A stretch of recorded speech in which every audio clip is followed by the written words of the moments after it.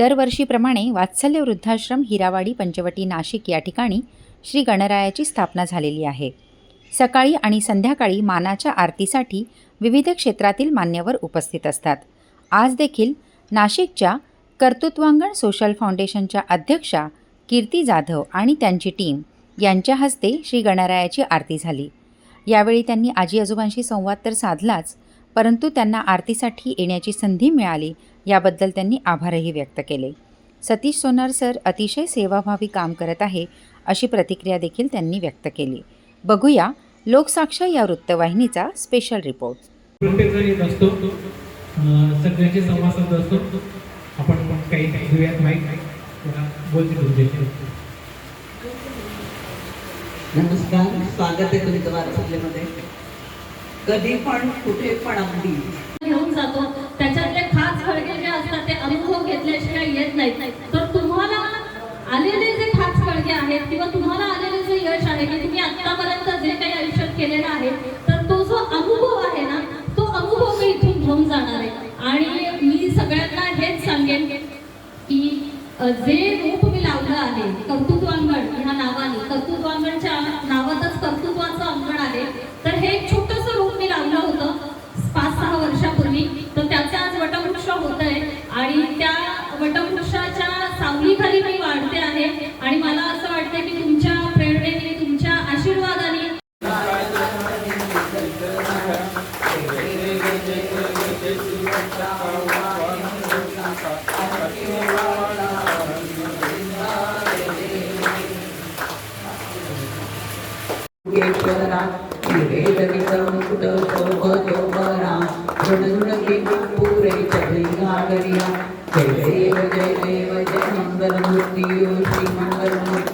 दर्शन मात्रे मन करणे मात्रे मन कामना पूर्ती। जय देव जय जय लंबोदर पीतांबर परिवर वंदना सरळ सुंड वक्र तुंड त्रिनयना। प्रत्येक जण येत असतो, सगळ्यांचे संवाद साधत असतो। आपण काही घेऊयात माईक बोलते। नमस्कार, स्वागत आहे तुमचं वारसल्यामध्ये। कधी पण कुठे पण अगदी बायकांना बघितलं कुठल्या पण स्वरूपात की खूप छान वाटतं। काळ खूप बदलला आहे आणि तुम्ही जी दाखवली ही तुमची विनम्रता आहे। सामाजिक जबरदस्त जाणीव असल्याशिवाय माणूस एवढा पुढे येतच नाही आणि कर्तृत्व करणं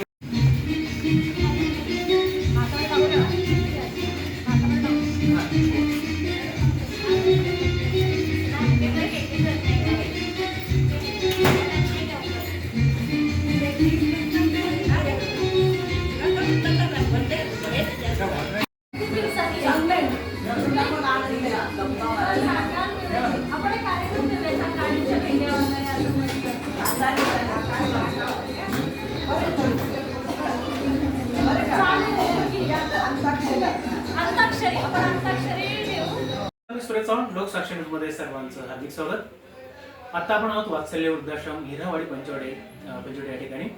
खरं तर या ठिकाणी श्री गणेशाचं आगमन झालेलं आहे आणि सकाळ संध्याकाळ या ठिकाणी मान्यवरांची मानदेवळी असते बाप्पाच्या आरतीसाठी।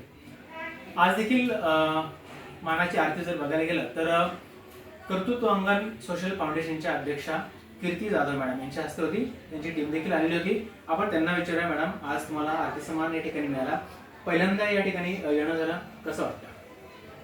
खूप छान वाटतंय। सगळ्यात आधी तर म्हणजे नावातच वात्सल्य आहे आणि आरतीचा मान मिळणं ही सौभाग्याची गोष्ट आहे।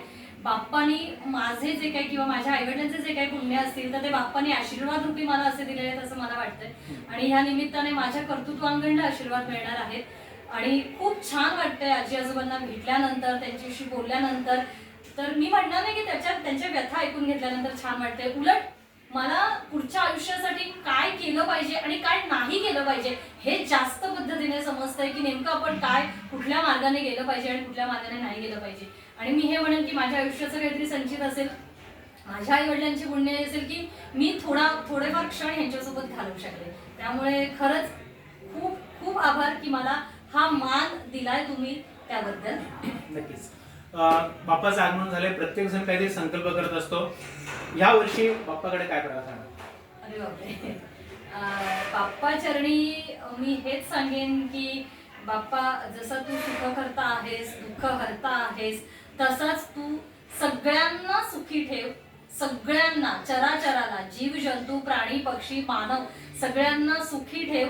प्रत्येकाच्या कर्माचं जे काही फळ असतं ते त्याला मिळतच असतं. त्यासाठी वेगळं असं काही करायला जायची गरज नसते.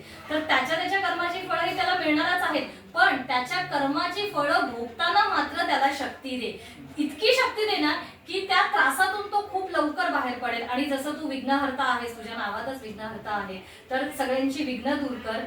आरोग्य दे, कारण आरोग्य ही अशीच एक गोष्ट आहे की जी असेल तर ती संपत्ती आहे आपल्याकडे. आपण धनधान्य सगळं मिळवू शकतो, पैसा, प्रसिद्धी, संपत्ती सगळं मिळवू शकतो, पण जर आरोग्य नसेल तर आपण काहीच मिळवू शकत नाही. असं म्हणतात की सर सलामत तो पगडी पचास. त्याच्यामुळे मी श्री गणेशाचरणी हीच प्रार्थना करेन, सगळ्यांना आरोग्य दे, इतकंच सांगेन. Okay, thank you so much. तर आपण आलात आणि या ठिकाणी संपूर्ण म्हणजे जर बघायला गेलं तर आजी आजोबांशी संवाद देखील साधला आपण, आरती देखील करण्यात आली आणि अशाच पद्धतीने आपल्यासारख्या महिला किंवा आपल्यासारख्या ज्या काही संस्था आहेत त्यांनी देखील या ठिकाणी यावं आणि या आजी आजोबांच्या आनंदामध्ये आनंद कसा आपल्याला घेता येईल किंवा आनंद कसं देता येईल अशा पद्धतीचं जर बघायला गेलं तर कार्य करायला पाहिजे. Thank you so much.